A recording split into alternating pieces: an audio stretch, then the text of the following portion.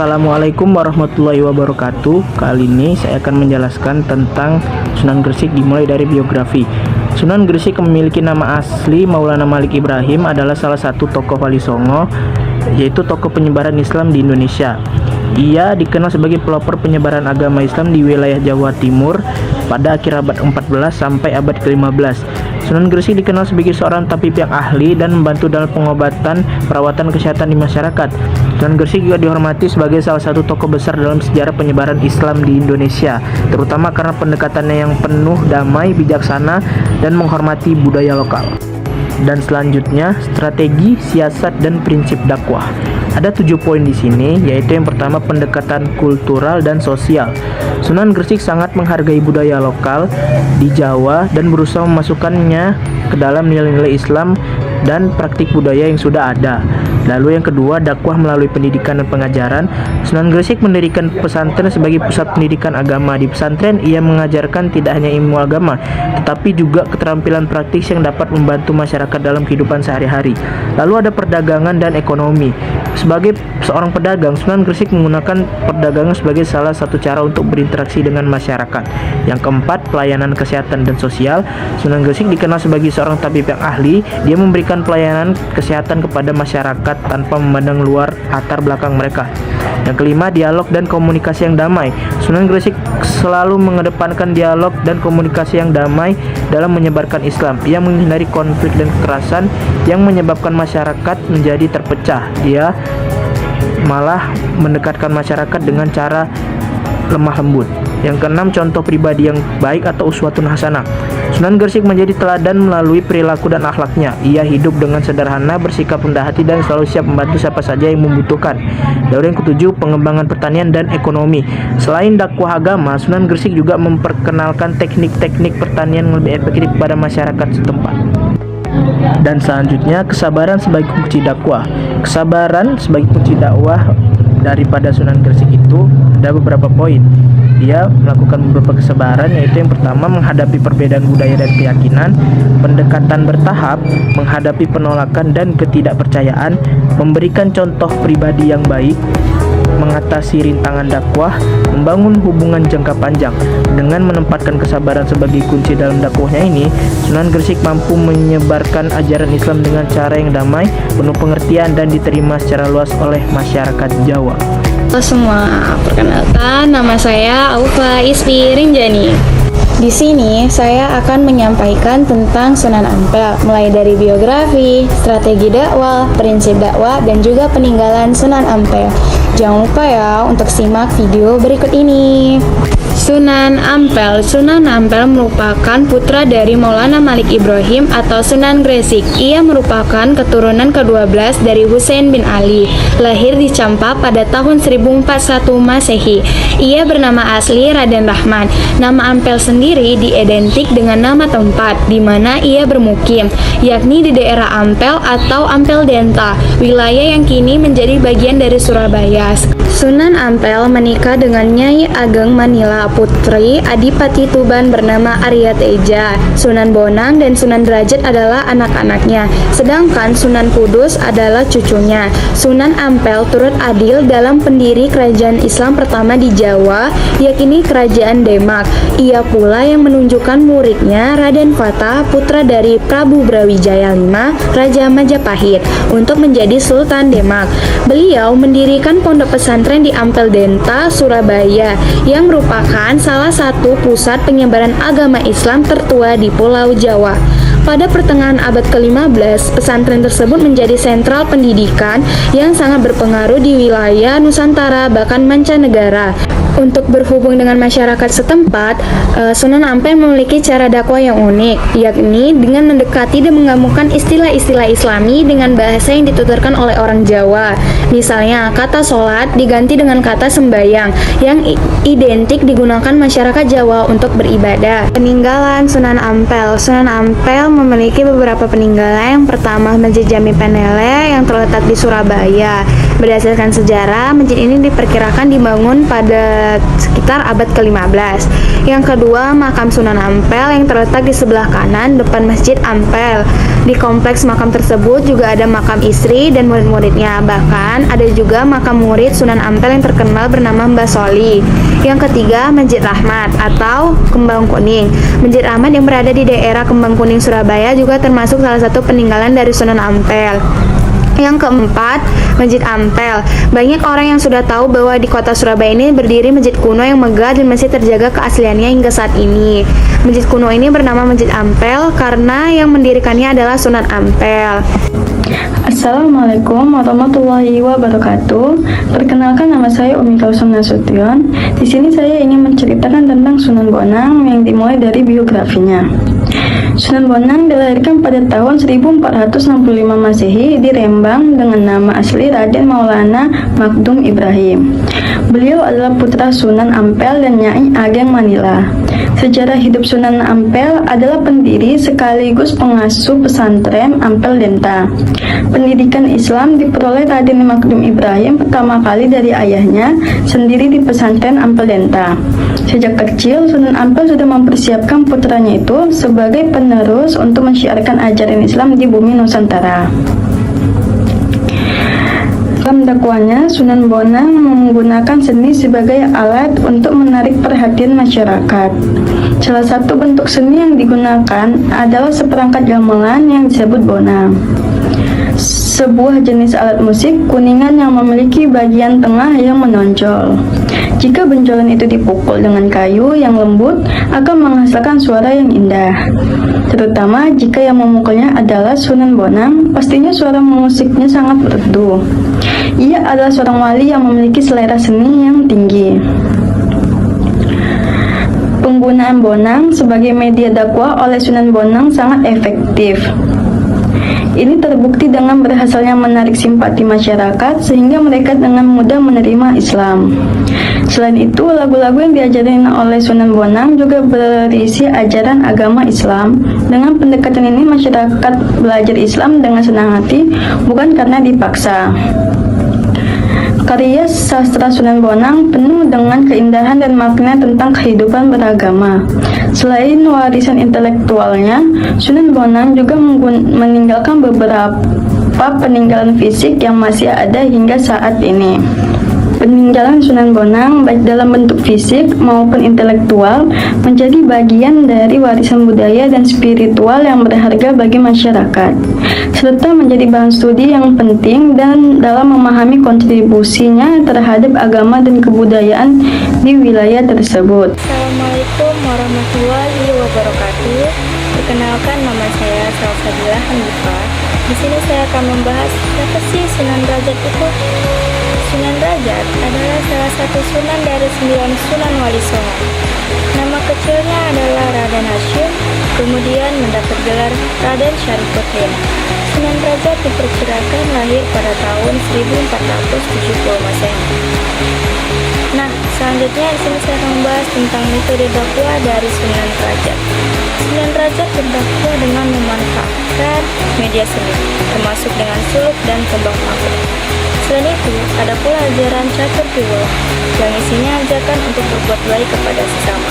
Isi ajaran Sunan Derajat yang dikenal dengan nama catur piwulang yaitu: yang pertama, paring teken marang kong kalungan laluto, atau berikan tongkat kepada orang yang berjalan di jalan yang licin atau orang buta.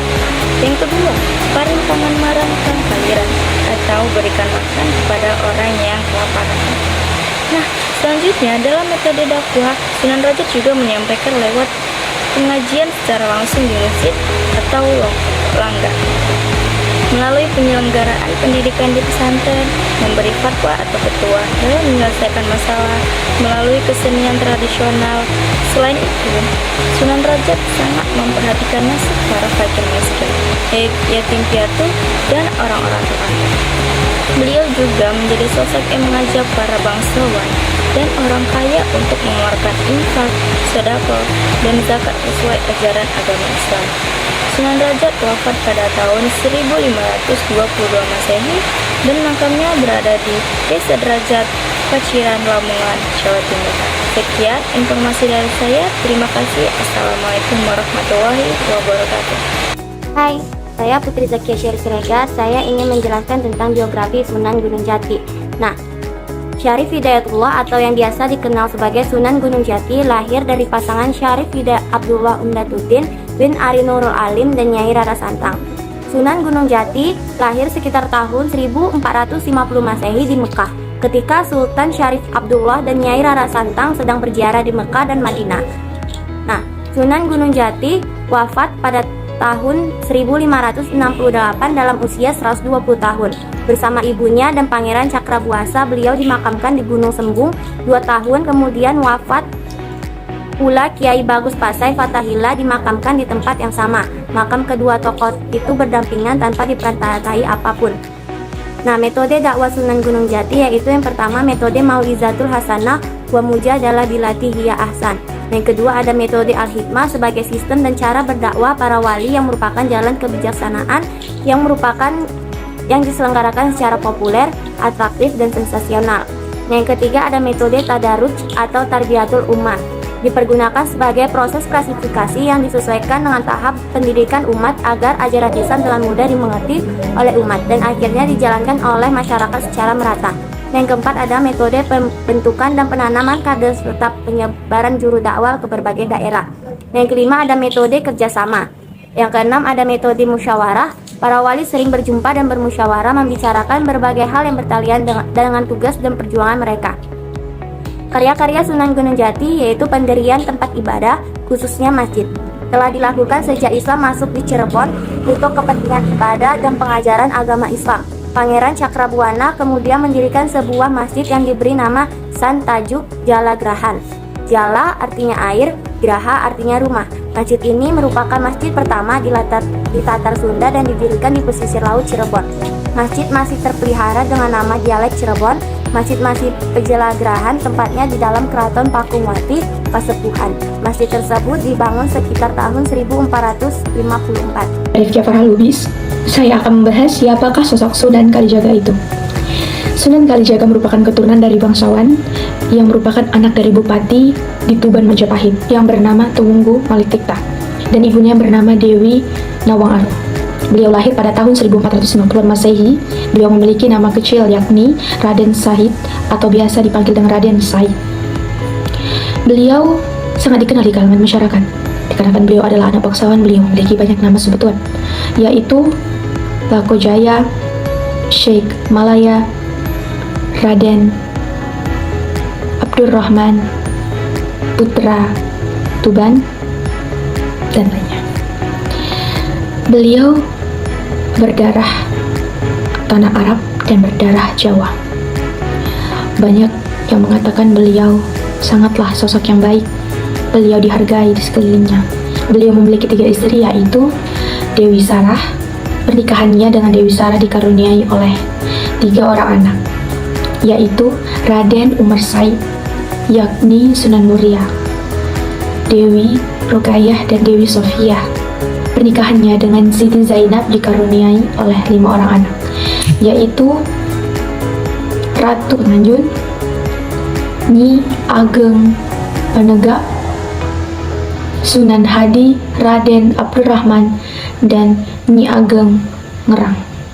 Dan terakhir pernikahannya dengan Siti Hafsah, yakni anak Sunan Ampel.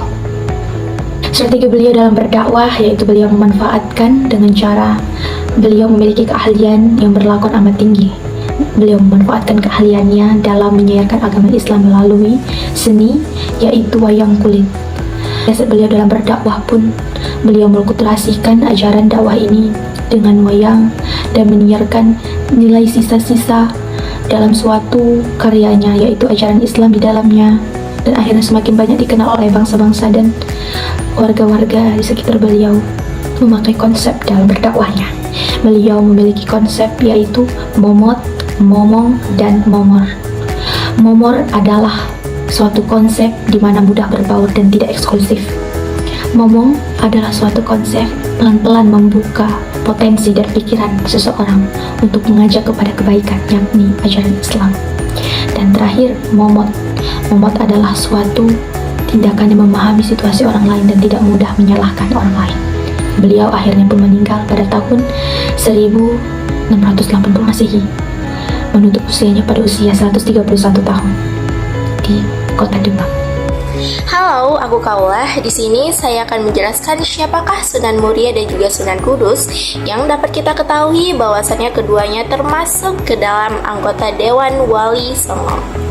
Dimulai dari Sunan Muria bahwa nama lahirnya ialah Raden Umar Said. Ia lahir pada tahun 1450 dan nama Sunan Muria sendiri itu diperkirakan berasal dari nama gunung, yaitu Gunung Muria, yang terletak pada sebelah kota Kudus, Jawa Tengah, sebagai tempat dimakamkannya Sunan Muria sendiri. Sunan Muria wafat pada tahun 1560 Masehi. Ia adalah anak dari Sunan Kalijaga. Strategi dakwah yang digunakan oleh Sunan Muria adalah dengan mengambil metode dari ayahnya, yaitu Sunan Kalijaga, yakni metode menggunakan kesenian. Namun, Sunan Muria lebih senang tinggal jauh dari kota dan memilih tinggal di daerah terpencil untuk menyebarkan agama. Ia juga turut mengajarkan cara bercocok tanam, jual beli, dan melaut kepada rakyat jelata. Ajaran atau prinsip yang disampaikan oleh Sunan Muria adalah dengan penghayatan kebenaran dan ketaatan kepada Allah SWT, wirid, kesederhanaan, kedermawanan, dan ajaran dakwah secara bijak dalam menghadapi budaya masyarakat. Itulah sedikit pengenalan tentang Sunan Muria. Selanjutnya adalah Sunan Kudus. Ia adalah seorang ulama dan panglima perang Kesultanan Demak. Nama lahirnya adalah Syarif Jafar As-Saddiq. Ia lahir pada tanggal 9 September 1500 Masehi, lalu ia wafat pada tanggal 5 Mei 1550 Masehi. Sunan Kudus ini terkenal dengan kemampuannya dalam menyebarkan ajaran Islam, yaitu dengan melalui pendekatan kebudayaan tanpa menggunakan adanya kekerasan. Dengan pendekatan ini secara lembut dan juga bijaksana, Sunan Kudus berhasil menarik perhatian masyarakat Jawa untuk menerima ajaran Islam. Pendekatan ini meliputi penggunaan budaya lokal seperti seni, bahasa, dan juga tradisi untuk menyampaikan pesan-pesan ataupun ajaran Islam kepada masyarakat setempat. Hal ini sangat membantu mempercepat proses konversi agama tanpa menimbulkan adanya konflik ataupun ketegangan. Selanjutnya terdapat dua strategi dakwah yang digunakan oleh Sunan Kudus. Yang pertama tidaklah jauh dengan Sunan Muria, yaitu berdakwah melalui budaya. Dan Sunan Kudus ini memilih pendekatan berdakwah yang mengapresiasi budaya lokal. Salah satu strateginya adalah dengan memanfaatkan simbol-simbol Hindu-Buddha yang sudah familiar bagi masyarakat Kudus. Hal ini terlihat jelas pada arsitektur Masjid Kudus, yaitu salah satu peninggalan Sunan Kudus yang sangat terkenal. Yang kedua adalah berdakwah dengan sapi, yang dimana strategi ini sangat terkenal unik dan penuh toleransi. Cara berdakwahnya adalah dengan menggunakan sapi bernama Kebo Gumarang untuk menarik perhatian masyarakat Hindu di Kudus. Sapi tersebut diikat di halaman masjid, lalu orang-orang yang penasaran akan datang ke dalam masjid tersebut untuk melihat sapi itu. Dan Sunan Kudus pun memanfaatkan momen ini untuk menyampaikan dakwahnya. Sunan Kudus menunjukkan toleransinya dalam berdakwah. Ketika ia sedang mengajarkan tentang kurban, ia tidak menganjurkan kepada masyarakat untuk menyembelih seekor sapi, melainkan menyembelih kerbau. Hal ini dilakukan untuk menghormati kepercayaan masyarakat yang memuliakan sapi. Selain itu, Sunan Kudus menekankan bahwa kurban bukan lagi dimaksudkan sebagai sesajen, namun sebagai bentuk syukur kepada Allah SWT. Prinsip dakwah Sunan Kudus ialah mengedepankan jalan hikmah atau kebiasaan melalui dua jalur sekaligus, yaitu yang pertama jalur struktural dengan terlibat dengan sistem pemerintahan atau kesultanan. Yang kedua ialah jalur kultural. Sunan Kudus sangat toleran dan menghargai perbedaan latar budaya setempat, lebih mementingkan isi atau substansi daripada bentuk formal.